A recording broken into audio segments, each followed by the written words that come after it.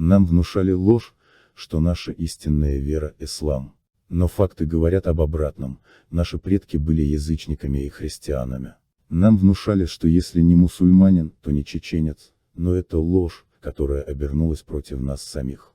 Теперь, когда мы открыли ислам и узнали, что это такое, мы осознали, что если мусульманин, то не чеченец. Сегодня мы стоим перед выбором: либо мы возвращаемся к своим корням, к язычеству и христианству, либо смиренно наблюдаем исчезновение нашего народа. Хотите вы этого или нет, но процесс уже идет. Наши женщины массово выходят замуж за арабов, наши мужчины берут в жены наташек за маташек, а национальная культура размывается. Мы наблюдаем не просто кризис, это похороны чеченского народа в прямом эфире.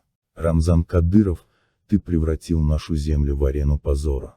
Ты научил народ склонять голову перед арабами, мыть им руки, строить мечети, которые стали могилами нашего народа.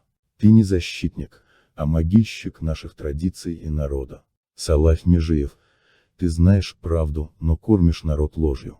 Ты говоришь, что чеченцы были мусульманами со времен пророка, но это не так. Ты соучастник уничтожения нашего народа, ты ведешь его к гибели, убеждая, что наши традиции якобы совместимы с исламом. На самом деле, наши традиции ближе к христианству и язычеству. А ислам является полным позором для чеченца. Чеченцы и ингуши никогда не были и не будут мусульманами. Суфизм, который многие пытаются представить как ислам, на самом деле смесь язычества и христианства. В тот момент, когда мы сможем говорить чеченцы и ингуши мусульмане, значит, нет уже чеченцев и ингушей. Нас будут убивать, нас будут порабощать, и никто не заступится за нас, ни арабы, ни дух наших предков.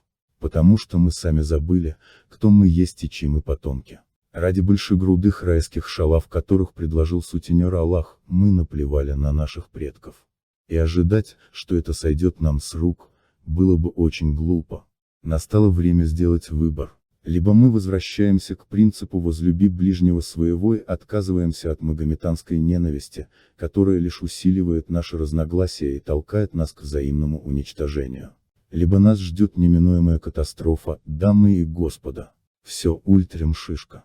Мы захлебнемся в собственной ненависти.